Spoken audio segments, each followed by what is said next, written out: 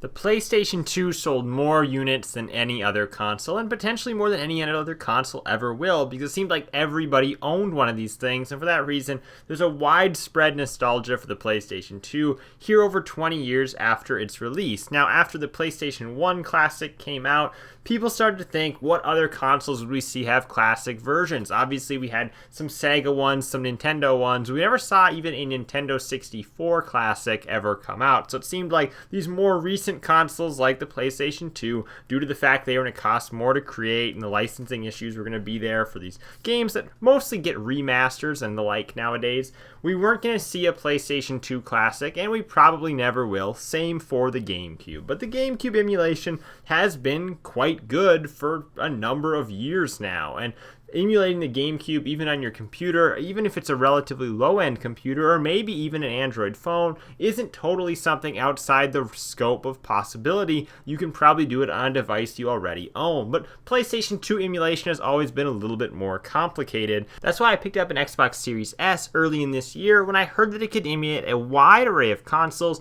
via RetroArch. And while it's still the go-to program, RetroArch, for emulating something like the GameCube and below, PlayStation 2 emulation has actually moved on to its own app that makes this all run even better and even more seamlessly. Now, actually getting the program on your Xbox Series S or X in order to play these games is a little bit more complicated. You need to, as most tutorials will tell you, do it through dev mode, which is something that you can purchase for like $15, but you can do it just on your regular Series S or X without getting into dev mode, without spending any money, if you kind of know where to look. And you're probably going to want to look on the Xbox Emulation Discord server, which I will have a link to down in the description of this video, as that's where I found a link to ultimately get the app and get it installed on my console. Now I can go reinstall it should I ever need to, and I can just leave it on my hard drive and be able to play my PS2 games that way.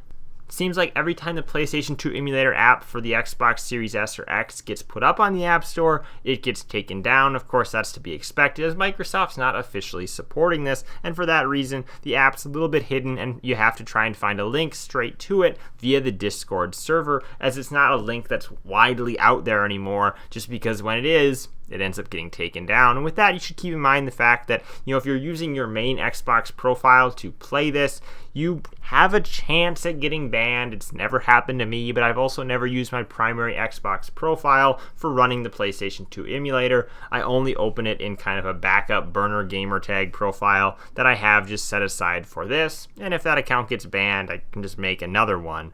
Of course, there's a risk, I suppose, of a console ban, but that's not something that I've, obviously ran into or felt very scared about. And what you find when you install the PlayStation 2 emulator on your Xbox Series S is that in a lot of ways, this is the PlayStation 2 Classic that we always wanted. It's a all-in-one box that can play obviously a wide range of consoles, but it can play those PlayStation 2 consoles just straight from their ISO files, from your backed up copies. It can play them, and it does them better than the PlayStation 2 ever could. Not only do I like the Xbox Series S controller, and it does have a similar layout obviously to the PlayStation 1's, two back shoulder buttons on each side, two sticks, they both can click in, so you got your L3 and your R3. It's got all of your buttons covered, but it does it in a way that just looks far better than you would see on a PlayStation 2, even with, component cables, because you're able to get up to 1080p on the Xbox Series S, and in some cases on the Series X, you can get 4K on some of these games. Now, depending on the game, it's going to vary how well it can run, and there are some games that do not run on this emulation app, but most of them do, and they do so very well. Again, at 1080p, looking far clearer than you would ever think a PlayStation 2 game could look.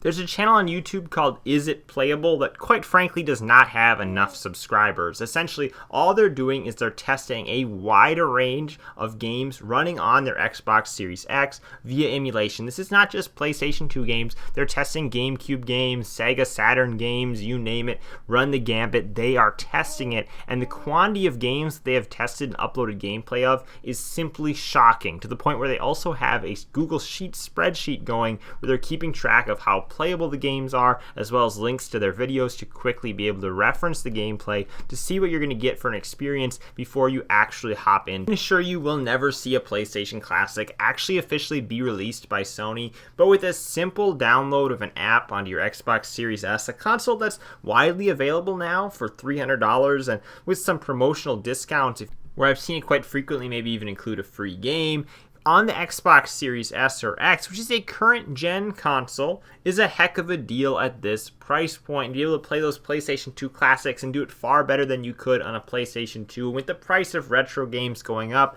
emulation devices are going to be the way to go. And the Xbox Series S is simply the most budget way to get there. It is, in my opinion, the closest thing we will ever have to a PlayStation 2 classic, to a GameCube classic, for instance, because it's able to play those games remarkably well, all in an all-in-one box that just feels like a complete retro solution.